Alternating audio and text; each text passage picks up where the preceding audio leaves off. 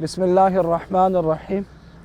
MPA Jhang PP 126 मौलाना मुआविया आज़म तारिक, जो एक आलिम दीन है और मदरसे के पढ़े हुए हैं, उन्होंने ये शानदार यूनिवर्सिटी मंजूर करवाई है, बनवाई है और मुसलसल इसकी सिंडिकेट कमेटी, उसके मेंबर हैं सिंडिकेट के, और इसके लिए मुसलसल मेहनत कर रहे हैं। ये आप देख रहे हैं, ये यूनिवर्सिटी का मेन गेट है, ये इसकी पार्किंग्स हैं, ये आगे दाएं हाथ पर एडमिन ब्लॉक है और ये हैं जहां क्लासेस शुरू हो चुकी हैं। अभी सितंबर 2022 में इसका इफ्तिताह हुआ है और क्लासेस शुरू हुई हैं। इस वक्त यहाँ 4000 के करीब 3800 तलबा और तालिबात तालीम हासिल कर रहे हैं और अभी अगस्त में फिर दाखिले होने और में भी तादाद ये डबल हो जाए तकरीबन, और ये काफ़ी बड़ी जगह है। आइए इसकी वो इफ्तिताही तख्ती देखते हैं। तो उस पर गवर्नर का नाम है, वो यहाँ तशरीफ़ लाए थे, उन्होंने उसका इफ्तिताह किया था। ये यूनिवर्सिटी ऑफ झंग कहलाती है और इसकी वेबसाइट भी है।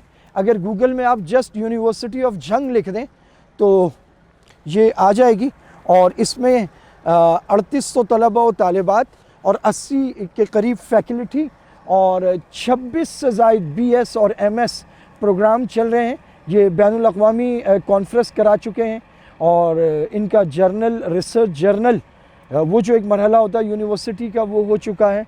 और इन्होंने कनाडा की एक यूनिवर्सिटी के साथ एफिलिएशन भी हासिल कर ली है। उनके तलबा यहाँ के तलबा वहाँ जाकर तालीम हासिल कर सकते हैं और बहुत तेज़ी से ये आप देखिए, ये मौलाना मोहम्मद मुआविया आज़म, पार्लिमानी leader and member syndicate, on 9 सितंबर 2022 ये इसका इफ्तिताह है। अगर आप देखें तो ये तो एक साल भी नहीं हुआ और एक साल में जिस कदर तेज़ी से यहाँ काम हुआ है, और ये बिल्डिंग्स और ये इमारत और ये सारा सिलसिला, और वो सामने बिल्डिंग नज़र आ रही। अच्छा, ये जो दाईं तरफ मेरे दीवार है, दाईं तरफ, इसके बाद भी कई मुरब्बे ज़मीन यूनिवर्सिटी की है और इसके साथ साथ ये भी कि वो अगली कई बिल्डिंग्स हैं, सुनने में आ रहा है कि वो भी इसमें मुदगम हो जाएंगी, उनका इंज़माम हो जाएगा, वो शामिल हो जाएंगी।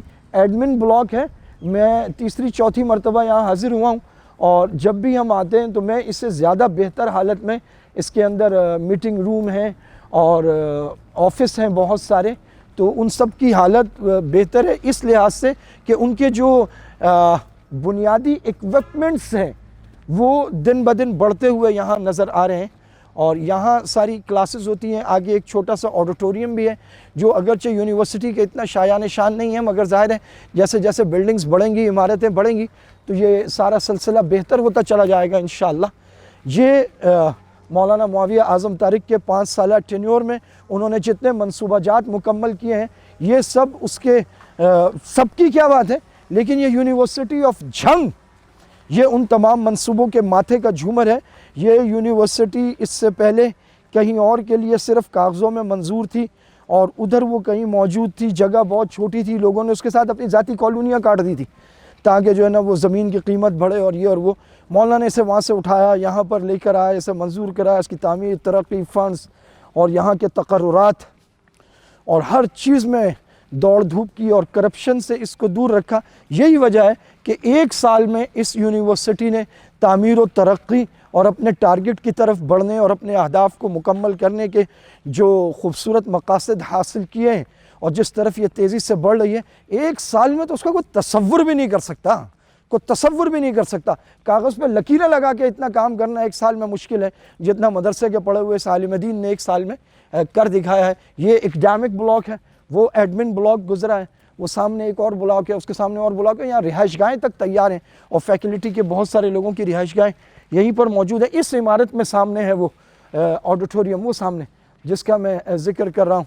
मुझे ये सआदत हासिल हुई है कि यहाँ 1-2 दफ़ा मैंने लेक्चर्स भी दिए तलबा व तालिबात को, और यहाँ वो अज़ीमुश्शान इनॉग्रेशन सेरेमनी थी जिसमें गवर्नर तशरीफ़ लाए थे और उसमें मुफ्ती तकी उस्मानी साहब, हज़रत शेखुल इस्लाम दामत बरकातुहुम का वॉइस, सौती पैगाम, वॉइस मैसेज सुनाया गया था पूरे मजमे को। बहुत बड़ा मजमा था वो, जिसमें हज़रत ने इस बात पर बहुत खुशी का इजहार किया था। ये पाकिस्तान की वाहिद यूनिवर्सिटी है जहाँ सुबह के वक्त सिर्फ बच्चियों के लिए क्लासेस होती हैं اور اس میں لڑکے نہیں ہوتے، غیر مخلوط نظام تعلیم ہے، مخلوط نہیں ہے، لوگ بڑی تسلی کے ساتھ اپنی بچیوں کو بھیج سکتے ہیں، اور یہ مولانا معاویہ اعظم کے ان کارناموں میں جس پر حضرت شیخ الاسلام نے انہیں شاباش دی تھی۔ اللہ تعالیٰ ان مساعی جمیلہ کو قبول فرمائے۔ جب دیانتدار قیادت ہوگی، اچھے لوگ ہوں گے، تو ایسے منظر، خوشکن منظر، یہ کچھ مشکل بات نہیں ہے۔ جب بد کردار، بد نہاد، بد باطن اور گندے قسم کے لوگ منتخب کر کے ہم بھیجیں گے تو پھر وہی ہوگا جنہوں نے اسلامیہ یونیورسٹی بھاولپور جیسے ادارے کا بیڑا غرق کر دیا اور اسے کعبہ خانہ بنا دیا۔